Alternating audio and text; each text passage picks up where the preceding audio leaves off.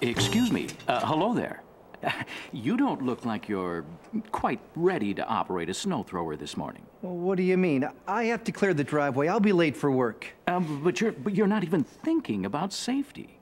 Listen, I've been blowing snow for 20 years. I don't think I need to worry about safety anymore. Well, how do you think most accidents happen? I suppose with people not concentrating, you know, things like that. Uh-huh. Well, let's talk about that a little. Here, have a cup of coffee. Oh, right. Listen, I really don't have time for this. Of course, you've read the operator's manual and know all about general snow throwers' safety. Right. Now, listen, I have to get... So you know that the #1 rule of snow thrower safety is to... stay behind the handles. Stay behind the handles. And away from the discharge opening while operating the snow thrower. Operating the snow thrower. Yeah, right. Listen, hey, I really appreciate your concern, but because you read your manual, you know that the rotating impeller auger or rotor blades can cause serious injury. But even if you had never read the manual, you would have known the danger of sticking your hand in the chute just by looking at the warning sticker on your snow thrower. That's right. Now, you obviously know that the high-speed impeller is located within 2 inches of the chute opening, and that contact with moving parts inside the chute can cut off or injure your fingers or hands. Yeah. As the manual clearly states, the best way to protect yourself is to keep your face, hands, feet, and any other part of your body or clothing away from concealed, moving, or rotating parts. After all, a snow thrower doesn't know the difference between snow and a gloved or ungloved finger. But why am I telling you this? You practically wrote the book on snow thrower safety. Well, I mean, actually, And I know that before you ever adjust, clean, repair, or inspect your snow thrower, and especially before you unclog the discharge chute, you always disengage all drives, place the unit in neutral, stop the engine, remove the key, and wait for all moving parts to stop. And I'm sure you pull the wire off the spark plug and keep it away from the plug to prevent someone from accidentally starting the engine. Well, you see... Of course, you don't use your hands to remove obstructions from the discharge chute. Like all safe operators, you only use a stick to unclog the chute. If you use your snow thrower properly, you should never need to unclog the discharge chute. Really? I mean, yeah, really, yeah. You know you can avoid overloading the snow thrower by running the engine at top speed when blowing snow, and moving at a pace that the snow thrower's rotating impeller auger or rotor blades can keep up with. And you know that if the snow is particularly deep or heavy or is piling up in front of the snow thrower, you should slow down. Right, yeah, right. And you periodically inspect the impeller drive belt, making sure that it's in good shape and is adjusted properly, because a loose or worn belt can cause more clogging than a new, properly adjusted belt. Of course, yeah. Adjusting the old impeller drive is part of my everyday routine. Say, since we've got a real safety expert on our hands, why don't you fill us in on the steps safe operators take before leaving the operating position? Right, sure. First you...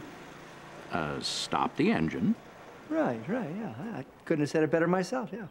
And then? And then you... Remove the key. Right. And then? Then you...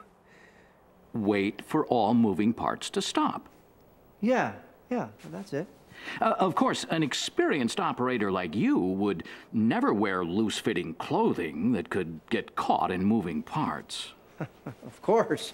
and you'd never direct the discharge at bystanders or allow anyone in front of the unit. Rocks or other items can leave the chute traveling at very high speeds. Ooh, I know. Yeah. Say, is that a two-stage snow thrower? Yes, it is. Well, as you know, for two-stage snow throwers, you always use the lower gear when operating on slopes. Always? I mean, yeah, always, yeah. Well, we're almost through our safety list here. Of course, you know not to touch the engine while it's running or soon after it's stopped, because the engine will be hot enough to cause a burn. Of course. Let's see. And you don't add oil or check the oil level in the crankcase when the engine is running. Right. And if a shield, safety device, or decal is damaged, illegible, or lost, you repair or replace it before beginning operation. Also, you tighten any loose fasteners. And you don't smoke while handling gasoline. Oh. I know that one, yeah. And of course you know that you perform only the maintenance specified in your manual.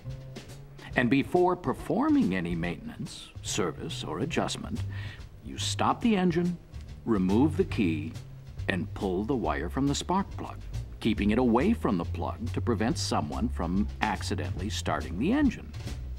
And if major repairs are needed, you contact your authorized Toro service dealer. And you don't overspeed the engine by changing governor settings. Well, now that we've gone over those few things, I think you're ready to start your snow thrower. Thanks for going over these safety rules with me. You know, not that I needed it, of course, but... Oh, no, of course not. As you use your snow thrower, remember these important safety tips. The rotating impeller auger or rotor blades can cut off or injure your fingers or hands. Stay behind the handles and away from the discharge opening while operating the snow thrower. Keep your hands, face, feet, and any other part of your body or clothing away from concealed, moving, or rotating parts. Use your snow thrower properly, and you should never need to unclog the discharge chute. Avoid overloading the snow thrower by running the engine at top speed when blowing snow and moving at a pace that the snow thrower's rotating impeller auger or rotor blades can keep up with. If the snow is particularly deep or heavy, or is piling up in front of the snow thrower, slow down. And periodically inspect the impeller drive belt, making sure that it's in good shape and is adjusted properly. Because a loose or worn belt can cause more clogging than a new, properly adjusted belt. Use a stick, not your hands, to remove obstructions from the discharge chute. Safety glasses or eye shields should be worn when operating a snow thrower or any power equipment. Do not wear loose-fitting clothing that could possibly get caught in moving parts. Never direct discharge at bystanders or allow anyone in front of the unit. For two-stage snow throwers, always use the lower gear when operating on slopes. Never touch the engine while it's running or soon after it's stopped, because the engine will be hot enough to cause a burn. Make sure the engine is stopped before you add oil or check the oil level in the crankcase. If a shield, safety device, or decal is damaged, illegible, or lost, repair or replace it before beginning operation. Also, tighten any loose fasteners. Don't smoke while handling gasoline. Perform only the maintenance specified in your manual.